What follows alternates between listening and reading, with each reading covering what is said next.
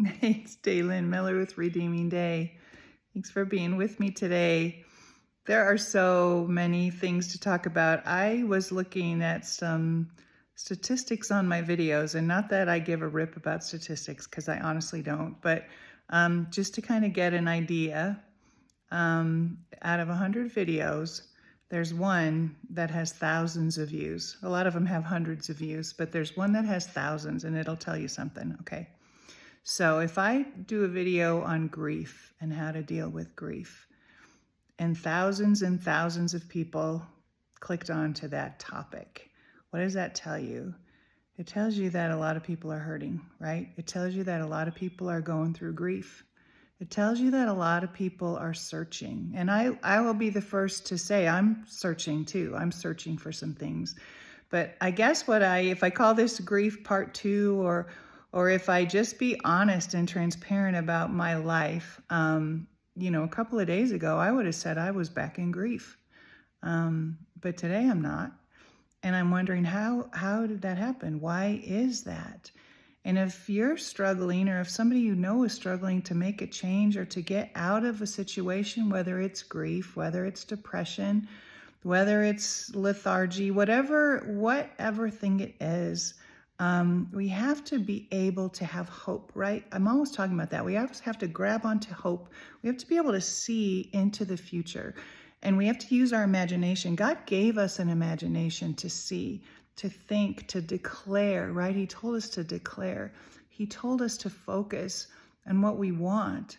And I think when we process all of that, it doesn't do us any good unless we take action, right? And I'm preaching to myself here too.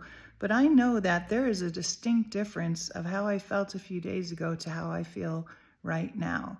And that may be the case, for some people. This might be a key, but without any action and without any hope and vision and thoughts of what we want our life to be, change doesn't happen, right? Now that may seem so easy. That may seem like such a blasé statement, but it's the truth. We have to take steps.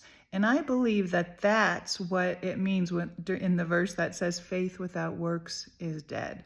Right? Those works are not necessarily works of serving. They can be works of doing something physical or whatever. What it means is that we need to show God that we trust him for our future, that we trust him for our health and our well-being and our prosperity and all of those things. I think God wants me to show him that I believe him, that I'm trusting him, that I have a house that I'm still waiting to be sold, months later, after I've made this massive change in my life.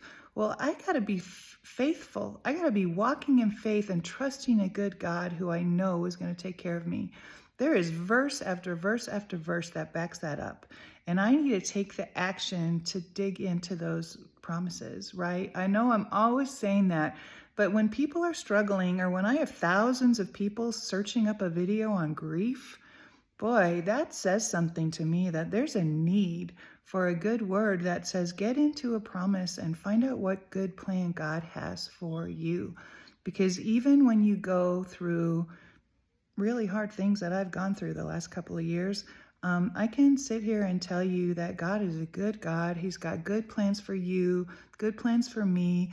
And if it's a broken record and I say it over and over again, it's because it's worth saying over and over again.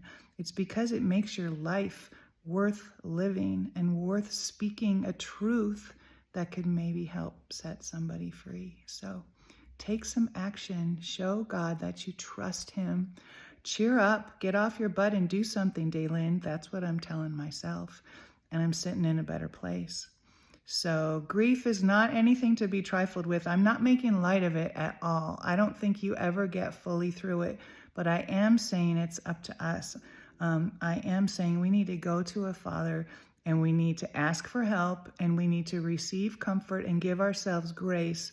But then we need to take a step.